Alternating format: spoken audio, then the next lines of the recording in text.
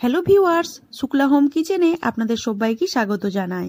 আশা করি সবাই ভালো আছেন আর সুস্থ আছেন। শীতের মরশুম শুরু হতেই হাজির হয়ে গেছি পিঠের রেসিপি নিয়ে। শীত উপলক্ষে পিঠা লাভারদের জন্য শেয়ার করছি ভাপা ঝাল ঝাল পুলি পিঠে। আমি তিলের পুরের রেসিপি নিয়ে চলে এসেছি। তিলের পুর দিয়ে আমি পিঠা বানাবো।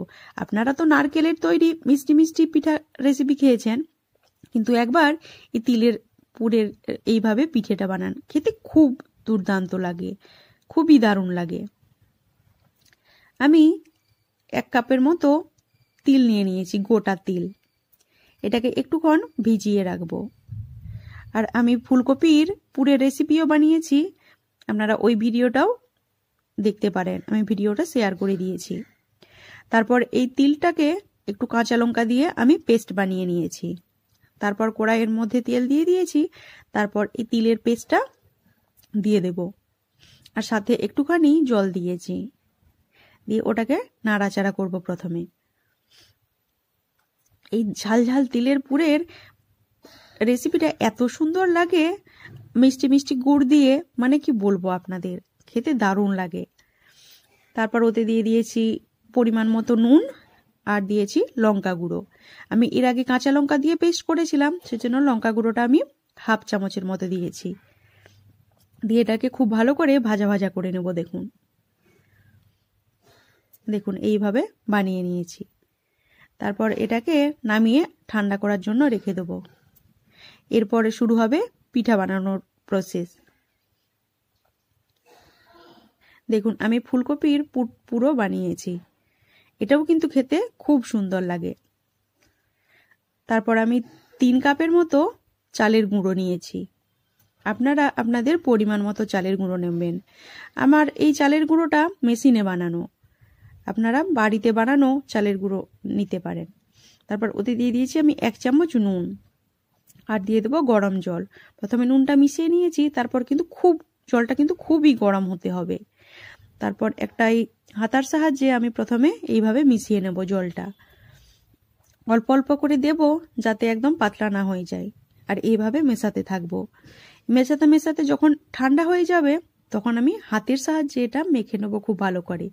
যেভাবে আটা মাখি না আমরা, ঠিক সেইভাবে, দেখুন ঠিক সেইভাবে আমরা এটাকে মেখে নেব। এখন এটা খুব ভালো করে এইভাবে মেখে নিতে হবে।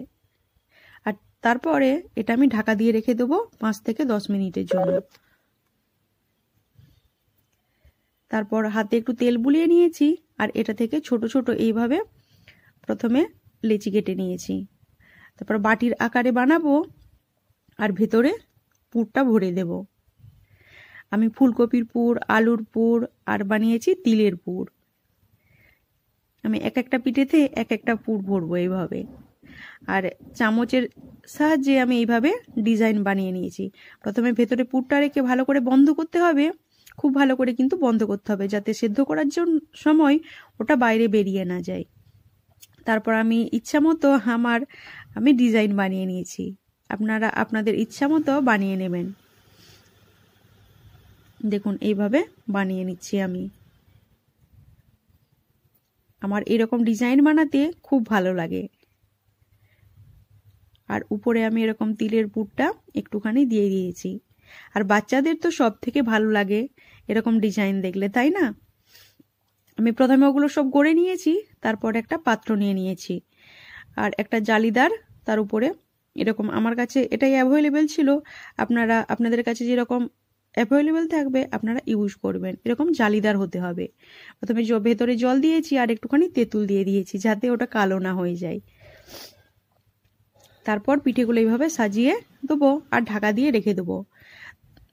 15 থেকে 20 মিনিট পর্যন্ত সেদ্ধ করতে হবে। তখন একটুখানি দেখবো হাত দিয়ে, ওটা যখন শক্ত হয়ে যাবে আর কালারটা একটু আলাদা হবে, তার মানে এটা সেদ্ধ হয়ে গেছে খুব ভালো করে। দেখুন কালারটা একটু চেঞ্জ হয়ে গেছে না? তারপরে এই চামচের সাহায্যে আমি এইভাবে আস্তে আস্তে করে তুলে নেব, তাহলে একটা পিঠেও ভাঙবে না, আর খেতে খুবই দারুণ লাগে। আর এর সাথে রেখেছি আমি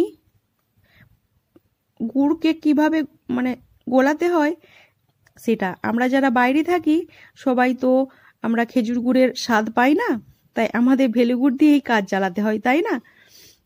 দেখুন এইভাবে আমি পিঠের ডিজাইনগুলো বানিয়েছি আর সিদ্ধ করে নিয়েছি। আর একটা পাত্রের মধ্যে আমি 1 কাপ পরিমাণে ভেলি গুড় নিয়েছি, কেননা আমাদের এখানে খেজুর গুড় একদমই অ্যাভেলেবেল নেই।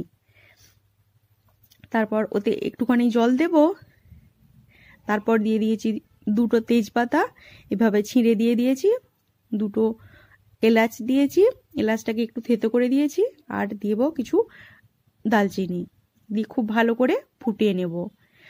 তাহলে একটু গাঢ় গাঢ় হবে, আর এলাচ আর দালচিনির যে ফ্লেভারটা খুব সুন্দর লাগে, তাই না? এইভাবে আমি গুড়টাকে গলিয়ে নেব।